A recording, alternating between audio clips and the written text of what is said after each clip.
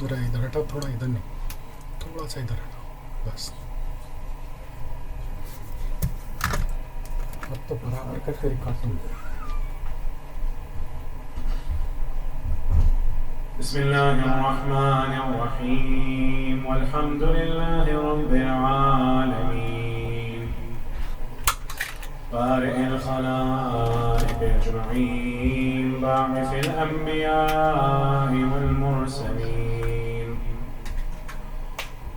थुम्मा अस्सलातु वस्सलामु अला अशरफिल अंबिया' وسيد المرسلين حبيب إله العالمين أبي القاسم محمد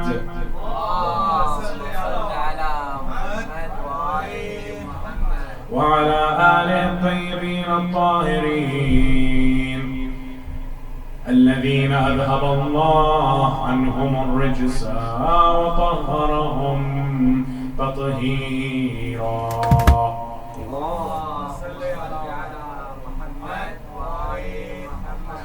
واللعنة الدائمة على أعدائهم إلى قيامة يوم الدين. السلام عليك يا أبا عبد الله. السلام عليك يا ابن رسول الله. يا غريب كربلاء رزقنا الله في الدنيا زيارتكم وشفاعتكم في الدنيا والقبر والآخرة. أما بعد، يقول الله في محكم كتابه وقرآنه المجيد وقوله الحق: أعوذ بالله من الشيطان الرجيم. بسم الله الرحمن الرحيم. يا أيها النبي لم تحرم ما أحل الله لك تبتغي مرضات أزواجك والله غفور رحيم. قد فرض الله لكم تحلة أيمانكم والله مولاكم وهو العليم الحكيم. آمنا بالله صدق الله العلي العظيم. صلوا على محمد وعلى محمد.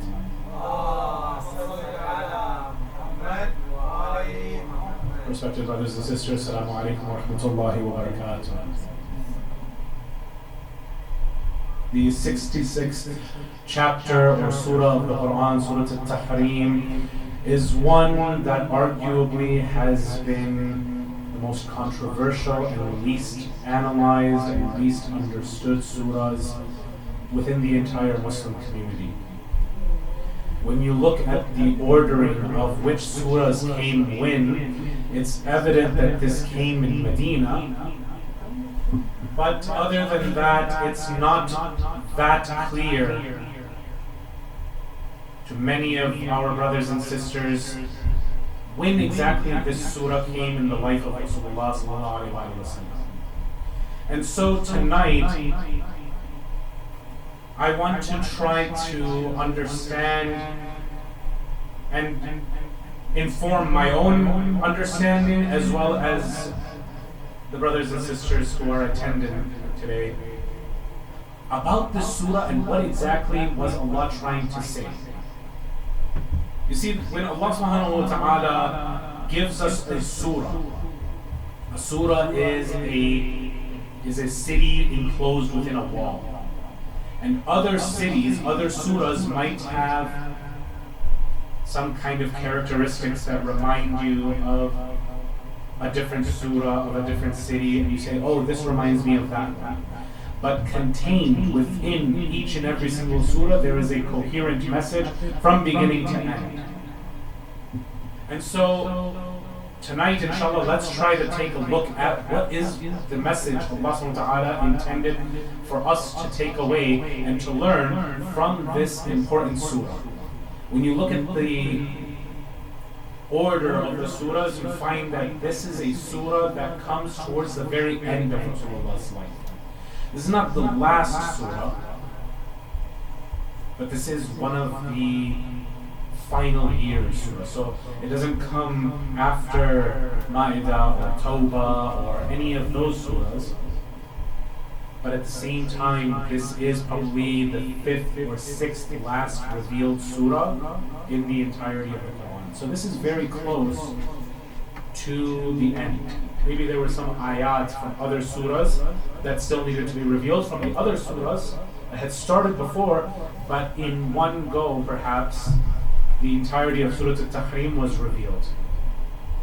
And that's what we are missing, brothers and sisters, a coherent message from Ayah 1 through Ayah 12 of this message. If we could turn the echo just a little bit down, just a little.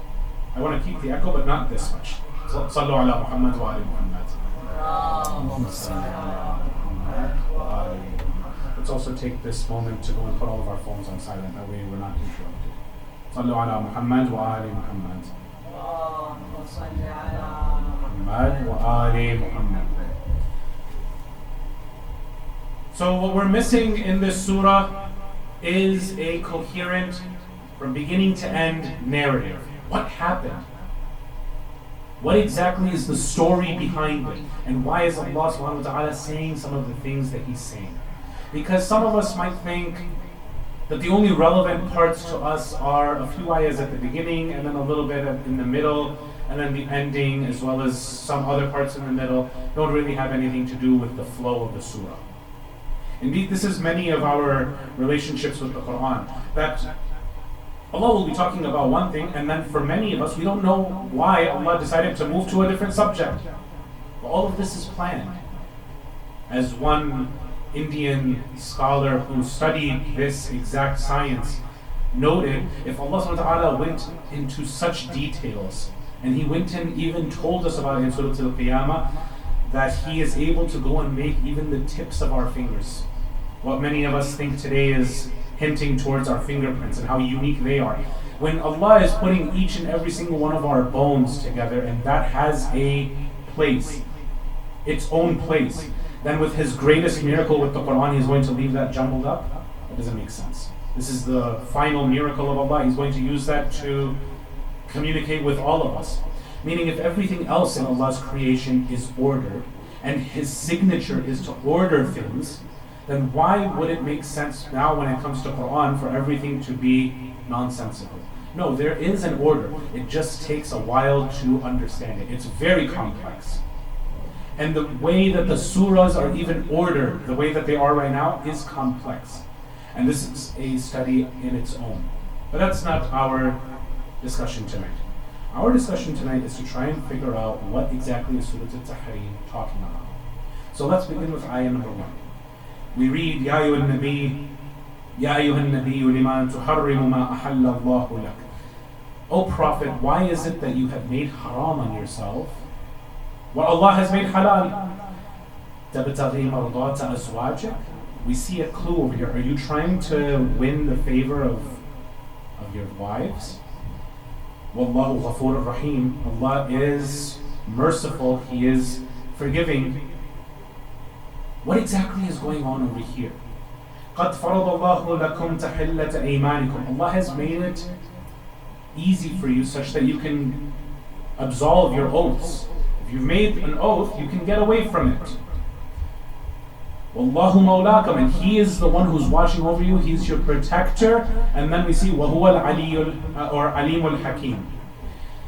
In many of our minds, this is something different. This is a different incident that has nothing to do with the next ayah. With أَصَرَّ النَّبِيُّ إِلَى بعض أزواجه حديثا فلما نبأت به وأظهره الله عليه عرف بعده وأعرض عن بعض فلما نبأها به قالت من أنبأك هذا قال نبأني العليم الخبير. Here many of us think that these are two separate events. What does one have to do with the other? The first event, brothers and sisters, where there is something being made haram, but Allah has made it halal, is that Rasulullah had divided the time in his house between some of his wives. And when he was supposed to be with one of his wives, known as Hafsa, Hafsa is the daughter of who? The daughter of Umar, the second Khalifa. When he is supposed to be with her on her day, she ends up finding him sitting and discussing, nothing more than discussing, with one of his wives by the name of Maria Qibtiyya. She and Rasulullah, who are also husband and wife, are sitting on the bed or in the room, let's say, of Hafsa on the day of Hafsa. And she was known, and of course Rasulullah knows this about his wife more than any of us analyzing the history know it. He knows that she sometimes gets a little bit emotional on these things. And so she starts saying, Ya Rasulullah, on my day, in my room / my house. Now Rasulullah knows the optics of this. And that if this becomes publicized, how is this going to look? That Rasulullah is unfair. Rasulullah needs to keep the most pristine image, especially when there are enemies who are looking for any small little thing that they can make into a big thing that they can use to campaign against Rasulullah. So we find that this, لِمَا تُحَرِّمُ مَا أَحَلَّ اللَّهُ لَكَ, he has now said, okay, I will not do this anymore. Another theory is that there was a drink called the Maghafir, and that he drank this from the house of Zainab bint Jahsh. This was a honey kind of concoction, but when he would go to his other wives' houses, Aisha, Hafsa, Sauda, these wives had conspired amongst themselves. And by the way, these aren't not just names that I'm taking just because I've read them in my tafsir books. These are in every tafsir book.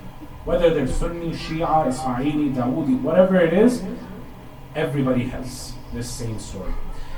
This story is that when he would go to the other wives, they would complain, Rasulullah, did you eat maghafir? Now, I, as someone who is just delivering lectures, I am conscious not to eat in these nights things like garlic, things like onion, because people who are maybe sitting a little bit close to the minbar, it might be a little bit offensive to them, and I don't even want that. You're telling me that Rasulullah would not take that into account? And his wives are telling him, Rasulullah, your breath is a little stinky. So Rasulullah says, okay, then I will not have this anymore. This seems to have been a connected event, but the thing that actually triggered all of these events into motion is that he was seen with Maria on the day of Hafsa, and now he said, okay, I will not go towards Hafsa again. And I will tell you a secret, Hafsa, if you keep this secret. Keep what secret, brothers and sisters? Keep this secret that I was with who on your day? With Maria. Because if it gets out, then his own reputation will suffer. So now Rasulullah knows that whatever he needs to tell Hafsa, it needs to be good enough for her to become satiated, to become now pleased, such that she forgets about this. Kind of like if you ever have a headache, if you start pinching yourself really hard over here, you forget about your headache and you start thinking about your pain localized over here. Same kind of trick, same kind of manipulation. Rasulullah is like, okay, if I tell you a secret, will you keep this secret hidden? She said, what kind of secret? Here we turn to our tafasir, such as Tafsir al-Qummi. And we don't have any reason to doubt this, because we have hadith that support this as well. What is this secret that he tells Hafsa? He says, Hafsa, after my death, immediately after me, your friend's father and your father will come into power. Your friend meaning who? Aisha. Who is Aisha's father? Abu Bakr. Abu Bakr will come into power after me, and who? Your father. Who's Hafsa's father? Umar ibn Khattab. Will come into power after me. She says, really? Really? He says, yes. But you cannot tell anybody this. Who does she go and tell? She goes and tells her friend Aisha. And she goes and tells her, hey, Rasulullah went and told me that after he dies, your father and my father will come into power. Who does Aisha now go and tell? Her father. Who does Abu Bakr then go and tell? He goes and tells Umar ibn Khattab. Umar ibn Khattab comes back to Abu Bakr and he says, look, you and I both know that your daughter is not that reliable. She sometimes says things and she's not the most, let's say, thiqa of narrators. So Abu Bakr goes and says, yeah, you're right. Go to your daughter, because that's where she's claiming to have gotten this from. Go to Hafsa and ask. By now, this secret has already traveled a little bit, and he comes back to Hafsa and says, is this true? This is just, let's move a little bit forward. Let's move closer to the minbar. Sallu ala Muhammad wa ali Muhammad. I promise I have not eaten any garlic or any kind of onions, so you're all going to be fine, inshallah. Sallu ala Muhammad wa ali Muhammad.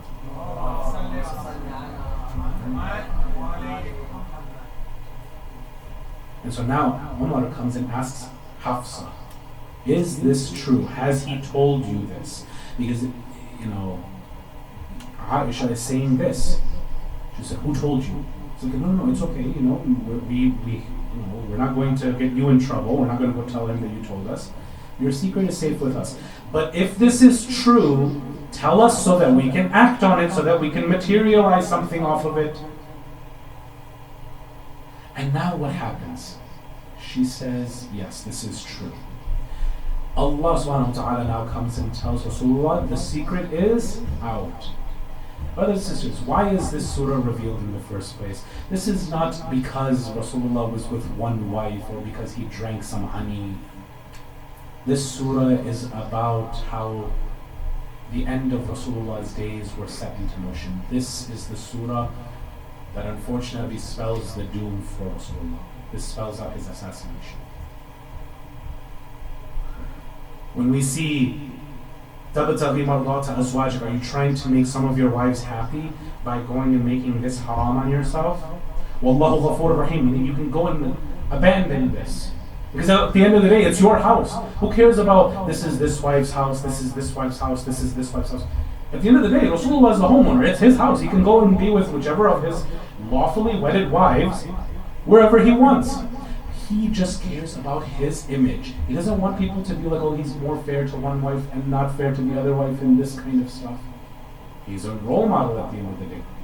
But then, قَدْ فَرَضَ اللَّهُ لَكُمْ تَحِلَّةَ إِيمَانِكُم. He's made it halal for you to let go of these kinds of vows. وَاللَّهُ مَوْلَاكُمْ. And now Allah is your guardian. If in case something is brewing over here, Allah is your Mawla, it's okay.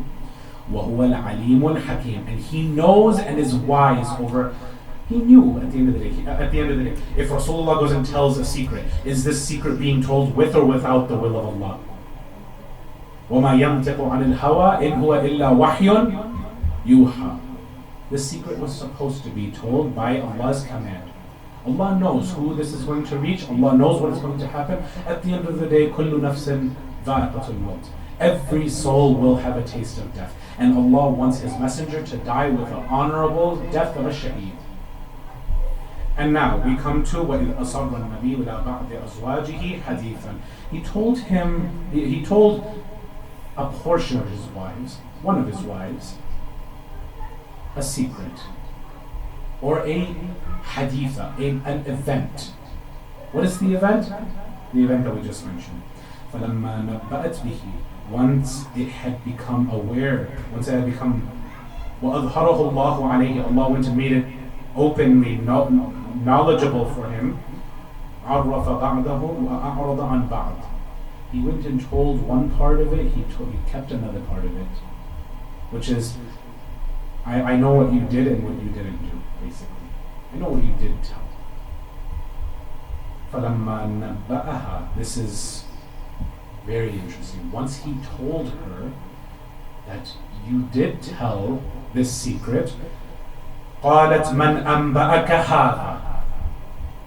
She now comes and says to Rasulullah, who told you this? After 23 years, you don't know who this man has been in touch with? This is a sign telling us what her real belief system is. This is telling us that she doesn't really believe that there's a Jibreel coming, that there's communication from the samawat, from Allah. None of this. Who told you this? Who told you that I went and revealed this secret? The one who is all-knowing, who's well acknowledged, he's well, informed of every single khabar. He's the one who told me. Who do you think? Then we see, in tatuba ilallah. Why does there need to be tawbah over here, brothers and sisters? Because 2 out of these 4 already had a plan. Now these 2, the wives, are also included in the plan. They weren't included before. They were innocent of it before. But now that Rasulullah has told this, they have a decision. Are they going to go and help their fathers or not? In tatuba, if you 2 decide to repent, فَقَدْ صَغَتْ قُلُوبُكُمَا, because your hearts have already deviated quite a lot. If you repent, and then Allah doesn't finish the sentence. ... Then He says, وَإِن تَظَاهَرَ, but then if you decide to go and gang up against him, if you decide to go through with this plan, Allah doesn't mention what plan it is. What's the plan, brothers and sisters? Context clues tell us all we need to know. If this is the 5th or 6th last surah to be revealed, this is very, very close before Rasulullah is done with everything. Ghadir has already happened by now. There's not much time left. How much did we say in our first lecture between Ghadir and the betrayal and his martyrdom? 2 months. This comes in those final days. And now we see that Allah subhanahu wa ta'ala says, وَإِن تَظَاهَرَ عَلَيْهِ فَإِنَّ اللَّهَ هُوَ مَوْلَاهُ. Then if you do decide to go and commit this crime against Rasulullah, then you should know that Allah is his active protector. Allah is his Mawla. And Jibreel, and the Salih al-Mu'mineen. Who's Salih al-Mu'mineen? None other than Amir al-Mu'mineen, Ali ibn Abi Talib. Sallu alayhi wa ala aswatikum.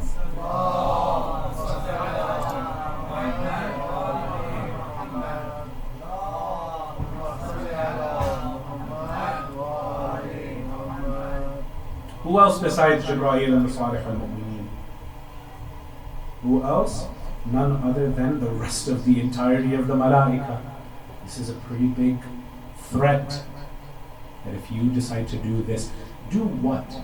Because according to the common narrative, if they decide to harass him, let's say because of Maria, if they decide to harass him again because of, let's say, the honey drink, this is enough for an all-out war where Rabbul Alameen, Jibreel, Ali ibn Abi Talib, and every single angel in existence is going to be against these 2? Or is it because this plan actually that he's just hinting at is actually the demise of Rasulullah sallallahu alaihi wasallam? To me, the Jama'ul Qara'in, the gathering of different clues and context clues, points to one thing. Then we see something very interesting. وَالْمَلَائِكَةُ بَعْدَ ذَلِكَ ظَهِيرًا عَسَى رَبُّهُ إِن طَلَّقَكُنَّ. It is quite possible that if Allah decides to divorce all of you, now we see an event that is something that is head-scratching to many of our Sunni brothers and sisters. There's a hadith in their books where Allah subhanahu wa ta'ala was telling Rasulullah, and Rasulullah basically stopped talking to all of his wives for a month. Umar ibn Khattab, by the way, and you can see this even from Sunni research, Umar ibn Khattab used to live about 15 minutes to the north of Medina proper. I mean, he doesn't live close to Rasulullah. He would be one of those Muslims who, and 15 minutes, like walking. Do you walk to the mosque or do you take 15 minutes to drive to the mosque? I mean, I know that we're experiencing shorter numbers than on Ashura Day. That's because people drive from an hour or 2 hours away. But imagine having to walk. It wasn't even, I think probably it would be more appropriate to say it was a half-hour walk for Umar ibn Khattab. So he was one of those people who used to come to Masjid al-Nabawi every Friday. And this is the analysis of who? A Sunni Saudi scholar by the name of Sheikh Hassan Farhan al-Maliki. Wonderful, wonderful scholar who unfortunately because of his views is under arrest and on death row in the Saudi regime because of how pro Imam Ali alayhi salam he is. According to his analysis, he lives a good 20-ish minutes away. But because Rasulullah has now gone and moved to a different house, it's been a good month since he's talked to his wives, he and his friend would go and exchange news. If you were in town, you'll go and tell me. If I was in town, you'll go and tell me. And news doesn't happen that often in Medina. His friend comes and tells him, have you heard the news? What's the news? Rasulullah had stopped talking to all of his wives. Who does that include? Umar's own daughter. He runs all the way to Medina and he goes and asks Hafsa, is this true? She says yes. Why? What made him do that? Because we were annoying him so much. Clear, in their own books. We were annoying him so much that he stopped talking to us. Has he actually divorced you? No, but it seems imminent. Here, brothers and sisters, it seems this is the event, that this happened very close to Rasulullah's death. That in طَلَّقَكُنَّ, or actually عَسَى رَبُّهُ إِن طَلَّقَكُنَّ أَن يُبْدِلَهُ أَزْوَاجًا خَيْرًا مِنْكُنَّ. That if Allah wants, He can go and replace you all with wives who are better than you. Wives who do what? Muslimat. Now all of these qualities, if Allah's going to be mentioning it, logically what we're going to understand is the current wives are not all something that these traits can be said about now. Muslimat, they're submissive. Meaning we have some wives who are rebellious. Mu'minat, they believe. Meaning not all these wives believe in their husband. Which is quite evident because if you're asking who told you this, what does that say about your iman? It doesn't say much. It doesn't say much good. Qanitat, when you are attached to Allah, not all of them are attached to Allah. Ta'ibat, ones who repent. If some of these wives do wrong, they don't want to do tawbah. Why do you think Allah has to go and say, In tatuba faqad saghat qulubukuma? It's not just you went and did one mistake. Your hearts are just somewhere gone on some other path. You guys need to do, and tawbah is, Ya Allah, I'm leaving this lifestyle. It's not just istighfar. Istighfar is something completely different from tawbah. Istighfar is, Ya Allah, could you just cover up this? Tawbah is, Ya Allah, this was my lifestyle, but now I'm reorienting my lifestyle so that I'm coming back to you. If you guys are going to go and make that turn because your hearts have already swerved somewhere else. So there is no tawbah currently in these wives, but the wives who Allah would replace with ta'ibatin, abidatin, they are good slaves to Allah. Meaning, does He consider all of these wives good slaves? Not all of them. Maybe Salama, yes. Maybe one or two here or there. Khadija, of course, but Khadija's long since gone by the time this surah is being revealed. Sa'ihatin, thayyibatin wa abakara. Whether they are virgin or non-virgin, doesn't matter. We'll still replace you. Don't think that you're safe just because you're one or the other. Everyone is replaceable. Only Rasulullah sallallahu alayhi wa sallam is not replaceable. Allahumma salli ala Muhammad wa ala sallu alayhi wa ala aswatihi.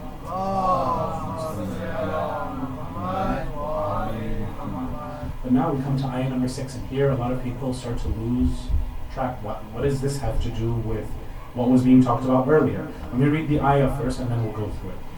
يا أيها الذين آمنوا قوا أنفسكم وأهليكم نارا وقودها الناس والحجارة عليها ملائكة غلاظ شداد لا يعصون الله ما أمرهم ويفعلون ما يؤمرون.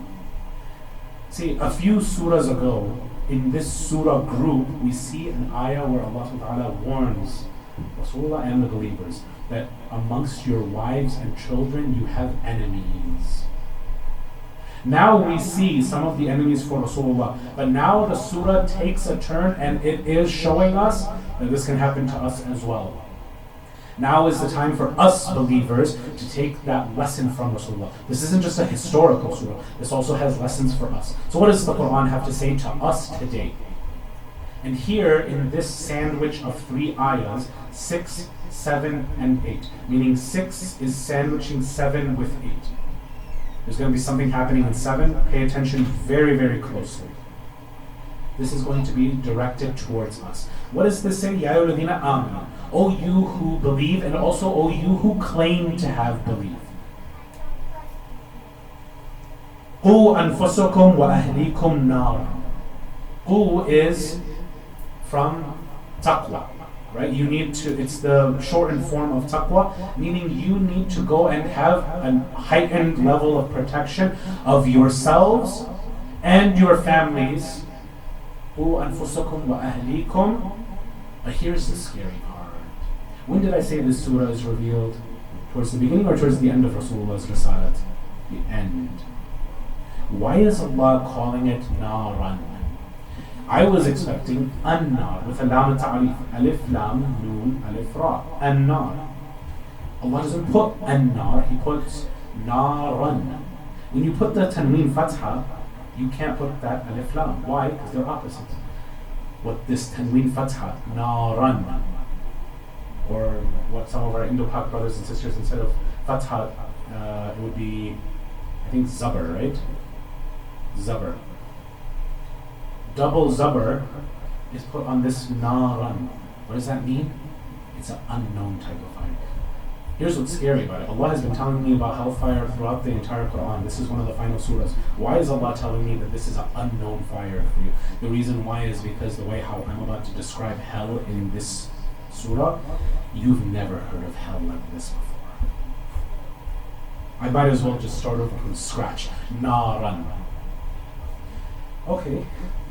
Just naran, that already scared me enough. What more, Ya Allah, do you want to teach me? وَقُودُهَا النَّاسُ وَالْحِجَارَةُ. That its fuel is mankind and stones. Meaning, people themselves are the fuel. And what's hijara? Hijara is not just rocks, like how, many of our scientifically minded brothers and sisters, they'll find out that some stones, they carry lava inside of it, some stones carry water. Yeah, okay, fine, that's great. You know what else is also made out of stones? Idols. You know what's made out of wood? Idols. The cross. Meaning every time that I see an idol or a cross or something like that, even if I'm just visiting a temple just as a tourist, that's supposed to give me the heebie-jeebies. It's supposed to creep me out. Why? Because that'll be used as a torture device on the Day of Judgment. وَقُودُهَا النَّاسُ وَالْحِجَارَةُ. Then we see عَلَيْهَا مَلَائِكَةٌ غِلَاظٌ. Then there are just some malaika, great malaika, overpowering malaika, غِلَاظٌ شِدَادٌ, that are just mean and tough. Then we see, pay attention over here. I want to try to make this as easy as possible without going into Arabic grammar. There's a past tense, fi'al madi, and a fi'al mudari used as well, which is a present tense. And there's a reason why a past tense is used, and there's a reason why the present tense is used. لا يعصون الله ما أمرهم ويؤمرون, ويفعلون ما يؤمرون. The second is present tense. The first one is past tense. What's the past tense? لا يعصون الله ما أمرهم. They do not disobey whatever Allah had commanded them.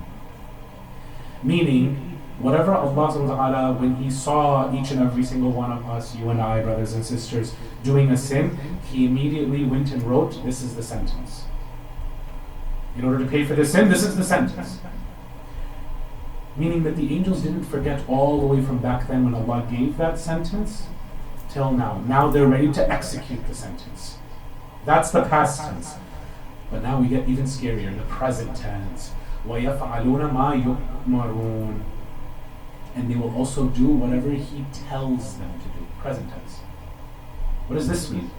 Meaning, if someone gets a little bit too, okay, you know what, I've been in this for about a week, I'm starting to build up a little bit of a tolerance. Just like how in Jannah, Allah will just invent new things for us to experience. In Jahannam, He will also invent new tortures. And He will give the command, okay, I'm going to invent. And how vast is Allah's infinite imagination? Infinite. I mean, that's the point of infinity. He will invent a new adab, and the angels will be like, okay, sami'na wa ata'na, let's do it.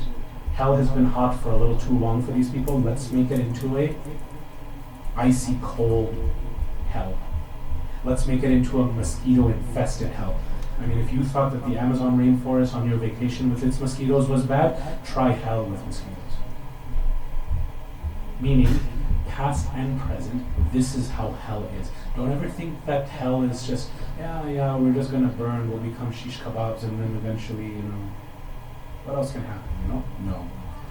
If you ever think like that, then there is something new that Allah can always invent to make the torture fresh and new looking. We already know that He's going to be renewing the skin. And why does that hurt? Because when baby skin, right? Imagine you go and peel a little bit of the skin near your nail. How much does that hurt? Because it's fresh. When you have fresh, exposed skin, doesn't that hurt more with the fire? Not less? Then we see ayah number 7. Ya ayyuhalladhina kafaru. Interesting thing. Allah never says ever, anywhere in the Quran, Ya ayyuhalladhina kafaru. Meaning on your trivia nights, inshallah, if you guys ever do trivia nights, what is the one place Allah ever says Ya ayyuhalladhina kafaru? It's here in Surah Al-Tahrim. The only other place where He ever comes close is قُلْ يَا أَيُّهَا الْكَافِرُونَ. But never actually addressing them. He'll always say to Rasulullah, you go and say Ya ayyuhal kafirun. This is the only time where Allah ever addresses them Himself.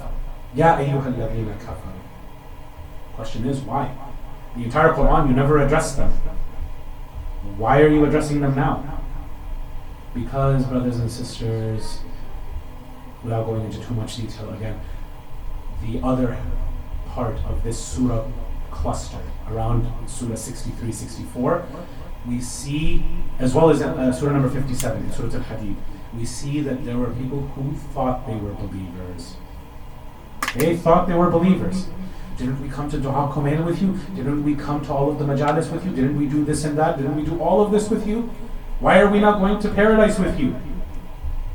And then Allah will go and say, or the believers will go and say, in Surah Al-Hadid, read it for yourselves, Surah number 57, yeah, you did come to Ramadan with us, you did come to Muharram with us, you did come to Dua Kumail with us, but you guys also waited around. You didn't take the commands of Allah seriously. Hijab is wajib, but I want to just, not right now. Hajj is wajib, but inshallah once I'm a little bit older, let me go and do everything I need to do, then inshallah one day I'll go to Hajj. These kinds of excuses. And you thought that you could just go to places that try you and you thought you were going to be safe. Meaning, you thought you could go to a bar and just drink water and I'm not doing anything haram.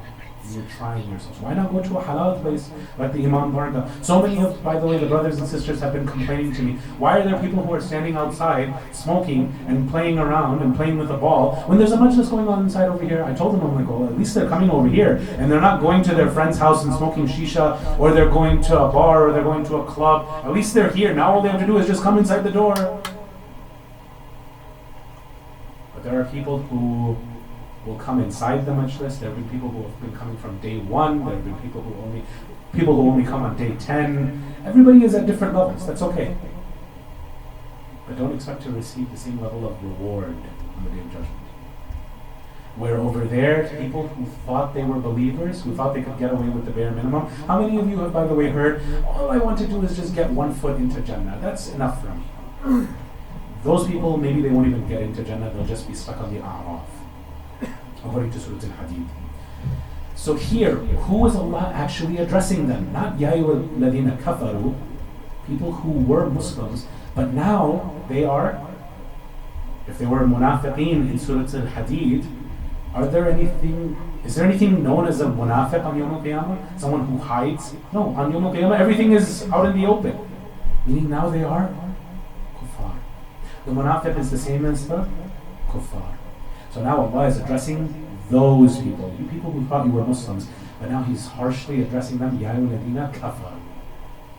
What does He say to them? Ya ayyuhalladhina kafaru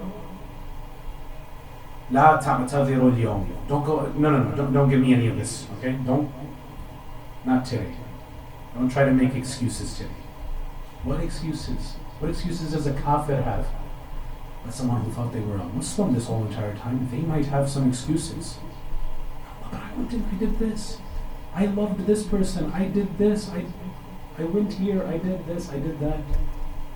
لا تعتذروا. Don't argue today. Okay? إنما تجزون ما كنتم تعملون. All you're being given is exactly what you deserve. You did this. You deserve this. I'm just. لا تعتذروا. Don't come and make excuses in front of me today. Now remember, I said that this is sandwiched. Ayah number 6 was telling us about a hellfire where there will be angels. It's telling us about the future. Ayah number 7 takes us a little bit forward in time, where if we don't go and take care of ourselves and our families from right now, this is the future, where Allah will be talking to us, God forbid, as Ya ayyuhalladhina kafaru. Then He comes back out of that future into ayah number 8, and He comes back into addressing, look, you're not there yet, you still have time. What does He say in ayah number 8? It says, Ya ayyuhalladhina amanu tubu ila Allahi tawbatan nasuha.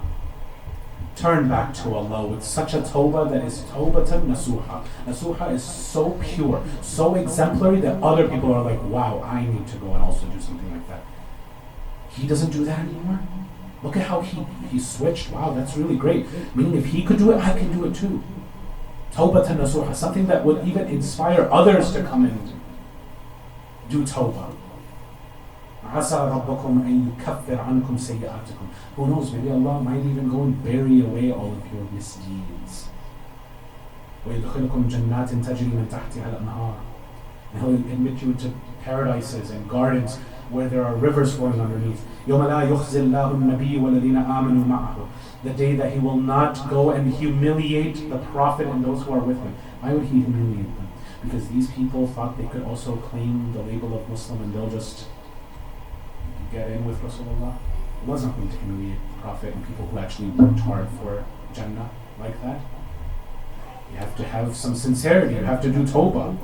These nights are not just, I'll come and implement the hadith of Imam al-Baqir where one tear for Imam al-Hussein will forgive oceans of sins, and now I'll go back to the bars and the clubs and the parties and the...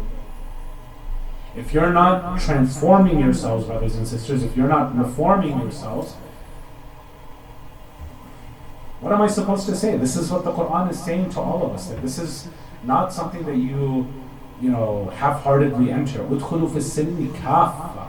Enter into Islam wholeheartedly. It's not ala harf. You're on the edge. One day if I like it, but then if I don't like this, I won't do it. That's not how religion works. And then Allah says, Nuruhum yas'a bayna aydihim wa bi-aymanihim. Their nur will be shining forth from where? Bayna aydihim wa bi-aymanihim. From right here, from their chest, bayna aydihim wa bi-aymanihim, and from their right hand. Meaning their belief will have materialized into light, as well as what's usually the right hand signifying good deeds. Iman wa amil salihat. That day will become a torch so that you can walk on that sirat, on that razor thin bridge, so that you can walk on it. And Allah will, even notes what we'll be saying. We'll be so worried as we're walking on that bridge. يَقُولُونَ رَبَّنَا أَتْمِمْ لَنَا نُورَنَا وَاغْفِرْ لَنَا. Just keep our light going so we can see where we're going, and just keep on forgiving us. Because even over here, we're still not sure if we're going to get to Jannah. This is the mindset of people who will get to Jannah, who aren't sure whether they'll get to Jannah. People who just, yeah, I love so-and-so, I did this one thing once. Who cares how my relationship with my parents is? Who cares how's my relationship with my wife? Who cares whether I do this or that? I'll inshallah eventually end up in Jannah. And they're so confident. Allah says this is how actual people who will end up in Jannah are thinking. إِنَّكَ عَلَى كُلِّ شَيْءٍ قَدِيرٍ. Ya Allah, just keep our light going because you are over all things powerful. And this is coming off of the discussion where he is reprimanding wives. He says, this isn't just something in the household of Rasulullah. This is also in your households as well. You have to go and make sure that if your wife is telling you, hey, come on, everybody is doing this. Okay, so what? Islam says that the end goal of this is something bad. I don't want to get into it. No, but I really need to do this. This is something, everybody is laughing at me. They're not letting me. Peer pressure. وَأَنفُسَكُمْ وَأَهْلِيكُمْ نَارًا. Then we see even more pointedly the discussion coming back towards the wives. ضرب الله مثلا للذين يا أيها النبي جاهد الكفار والمنافقين واغلظ عليهم ومأواهم جهنم وبئس المصير. Those people who are just pretending, you need to go and expose them and fight against them, and their refuge is hellfire. You have nothing to do with them. What is our dua, brothers and sisters? That we want to be united with Muhammad and al-Muhammad in Jannah. Not for them to go and dissociate and do tabarra from us because we were too lazy to follow in their footsteps. Then we see ضَرَبَ اللَّهُ مَثَلًا لِلَّذِينَ كَفَرُوا. For those people who are kuffar in that scenario, that first scenario, Allah is giving you an example. What's the example, Ya Allah? امرأة نوح وامرأة لوط. The wife of Nuh and the wife of Lut. Just in case anybody ever wants to say, but they're wives of the Prophet. The clean for the clean and the khabith for the khabith, right? They'll go and quote this ayah of Surah An-Nur. Well, then what do you say about Prophet Nuh and Prophet Lut? Are they now unclean? This is about the people's jobs. That if they have an unclean job, meaning the woman is doing things that are indecent, she's not supposed to be with a man who is decent. And same thing with a man who does this, he's not supposed to be with a woman who is decent. They are for each other. And the good man is for the good woman. It's not about the person's iman and the person's, lack of iman. That's not what Allah is talking about. This is an argument that we have to be more intelligent when we face it, to point it out that this is illogical, nonsensical. كانتا تحت عبدين من عبادنا صالحين فخانتاهما فلم يغني عنهما من الله شيئا وقيل ادخلا النار مع الداخلين. But those two wives didn't benefit a thing from having prophetic husbands. They were told, go to hell. And then Allah says, وَضَرَبَ اللَّهُ مَثَلًا لِلَّذِينَ آمَنُوا. And for the people who believe, here's your example. امرأة فرعون إذ قالت رب ابن لي عندك بيتا في الجنة ونجني من فرعون وعمله ونجني من القوم الظالمين. The wife of Pharaoh, when she said, build me a house near you and save me from what he's doing to me, all the tortures that he's doing to me. And then we come to Maryam alayhi salam. ومريم ابنة عمران التي أحسنت فرجها فنفخنا فيه من روحنا وصدقت بكلمات ربها وكتبه وكانت من القانتين. Why are these two wives mentioned in Surah At-Tahrim? Rasulullah is so close to his death. If we're talking about two wives who are bad, and we know that these two wives, Asya bint Muzahim and Maryam, are going to be his wives where? In Jannah. Could it be possible that he's mentioning them in the same surah to show, okay, look, we will do this replacement, but not here in dunya. Over there in akhirah. You will not be wives of his in the akhirah. Who will be his wives to replace you two? Maryam and Asya bint Muzahim. So brothers and sisters, we see that this surah is talking about the impending demise of Rasulullah sallallahu alaihi wasallam, because now that all of the dominoes have started falling and they're being put into place, what is the end result of this? At the end of the day, Rasulullah sallallahu alaihi wasallam, according to both of our sources, it's not explicitly said, but there was some medicine administered to him, and he did not survive more than a day or two after that. And his fever, what he was already experiencing, exacerbated. He died from that. He was in his healthy stages, but Rasulullah already had received this, that when you go and tell your wife that this is what will happen after you, this is the first domino in a line of many that will result in you are coming back to me. And so it's very important of who we take as role models amongst the wives and who we consider as part of Ahlul Bayt. We cannot consider such wives who Allah is comparing to فَخَانَتَاهُمَا. They did khiyana, they did betrayal to their husbands. This is who Allah is comparing these two wives of Rasulullah to. These cannot be of the purified. إِنَّمَا يُرِيدُ اللَّهُ لِيُذْهِبَ عَنْكُمُ الرِّجْسَ أَهْلَ الْبَيْتِ وَيُطَهِّرَكُمْ تَطْهِيرًا.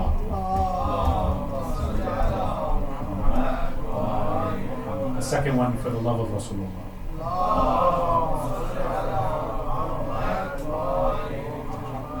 While we don't have to go and be crude with name calling or things like that, academically, we should be prepared if someone comes and asks us, why do you not like this person or that person? Here's my evidence. What do you want me to do with this? When I have so much evidence convincing me of this way, I'm not just going to blindly turn an blind eye to this and just love someone just because. That's not how it works. Allah has given us an aql. Which now brings us to a wife who was very beloved. Not only to Imam Ali ibn Abi Talib alayhi salam, but also to the rest of Ahlul Bayt. Who is that? Baneen.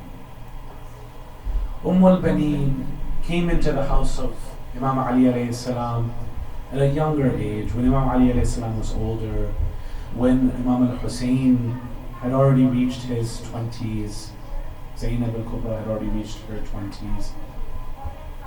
And she comes and marries Imam Ali alayhi salam, and she gives birth to a very beautiful, healthy boy by the name of Abbas.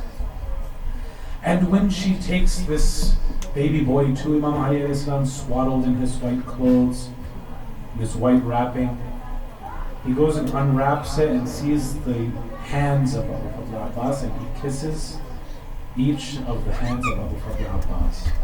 And Baneen asks, is there something wrong with the hands of my boy? Why didn't you kiss him on the forehead, Ya Amir al-Mu'mineen? All of the other kids you kiss on the forehead. And he says, no, it's nothing like that. And he's now choking up himself and crying.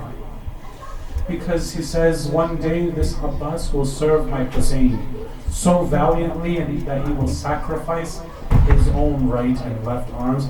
These are the right and left arms that he will no longer have. And so Baneen is brought into this house, and when she is in the presence of Imam al-Hassan and Imam al-Hussein and Sayyida Zainab and Sayyida Kulthum, she always calls them Sadati.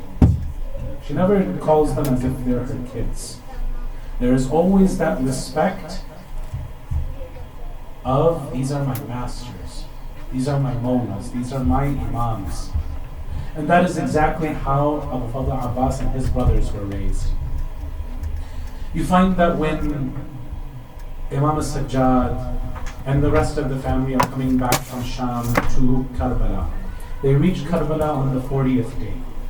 And when they reach there and they spend some time over there, one of the wives does not even want to leave.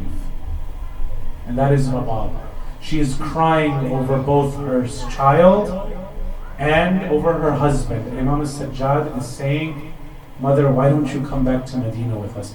And she says, but my son, what is there even left for me in Medina?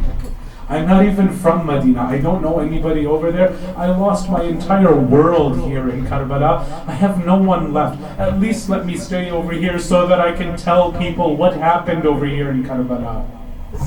Let me tell people how they treated my baby when he was just thirsty. But then we see Baneen is waiting and waiting and waiting for some news.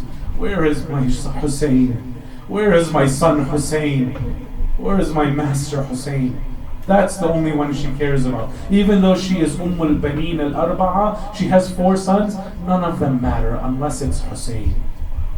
Until one day, brothers and sisters, Imam Ali ibn al-Hussein comes to the outskirts of Medina, and he sets up the camp, and he runs into a poet by the name of Bishr. He says, Bishr, your father knew poetry. Is it true that you have also learned poetry like your father? He says, yes, Ya Ibn Rasulullah. He says, then I want you to go into Medina, and I want you to create such an atmosphere where people are crying and people are mourning and people are coming with their respects to come and give us our condolences.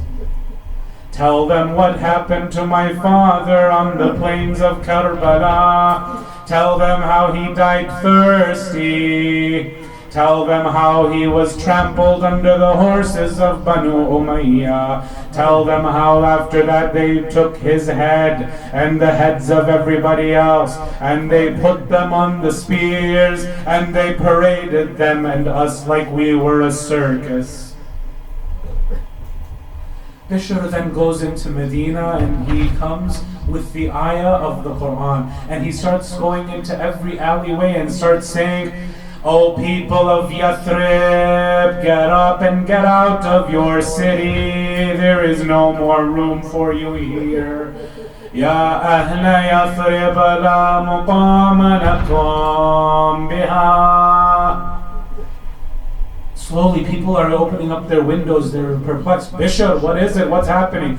The news will be delivered at the grave of Rasulullah. Already people are starting to anticipate what kind of a dark day is this that's coming. This is a dark day like that martyrdom of Rasulullah, when we lost all light in our world. What is this qiyamah that is coming? What is about to happen? Bishr, tell us. No, the news will be given at the grave of Rasulullah. We will be all giving our condolences to Rasulullah. When all of the people had gathered by the Prophet's grave, he then started to inform them, قُتِلَ الْحُسَيْنِ الْجَسَدُ بِهَا بِالْفُرَاتِ. Hussein has been murdered. His body now lies near the Furat. His head and the heads of others were traveling from city to city on spears. At this moment, the entire city of Medina is now starting to cry and mourn and feel sorry for Ahlul Bayt, and they are giving their condolences to Rasulullah, and they are remembering the day that Rasulullah himself departed. When all of a sudden, Bishr notices one older woman coming from the distance. And he asks, who is this woman? They say, Bishr, be careful. This is Ummul Baneen al-Arba'a. This is the mother of Abbas and his 3 brothers. Be careful how you break the news to her. So he starts already thinking, how am I going to break the news to her? She says, Bishr, what is it? What's the matter? I heard that I had to come to Rasulullah's grave. Tell me, do you have news about my son Hussein? He says, Ya Ummul Baneen, your youngest son was killed. Ja'far, he was killed in Karbala. Bishr, this isn't what I asked you. What about Hussein? What about my Mawla? Where is he? He says, Ya Ummul Baneen, even your second youngest, Uthman, he also was killed fighting side by side with Imam al-Hussein. Bishr, this isn't what I asked you. What about Aba Abdullah? Where is he? Is he back yet? He says, Ummul Baneen, even your second oldest child, Abdullah, even he was killed fighting bravely in the way of Abu Abdullah. Bishr, this is not what I asked. Where is my son Hussein? He says, Ya Ummul Baneen, عظم الله لك الأجر بمصاب أبي الفضل العباس.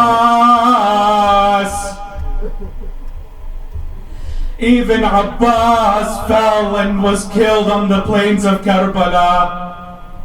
At this moment, al-Banin is narrated that she had a young boy that she was carrying on her shoulder. She drops the child and she herself falls to the ground. Bishr asks, who is this child? They say, this is Fadl, the son of Abu Fadl al-Abbas. Young 7-year-old, 8-year-old boy. al-Banin says, oh Bishr, you have cut my heart into pieces. May all of my sons be sacrificed for Hussein. Where is he? Where is my Imam? Oh Shia Aba Abdullah, عظم الله لك الأجر بمصاب أبا عبد الله الحسين. Even your Imam al-Banin was killed. He was killed thirsty, lonely, abandoned in this land called Karbala. As he was crying out for any type of water, even a drop of water, crying out, هَلْ مِن نَاصِرٍ يَنْصُرُنَا. No one was there to help him. Bishr, then who is left from the family? Who is left? Imam Zain al-Abidin is outside. Zainab is back. They are now going to their house.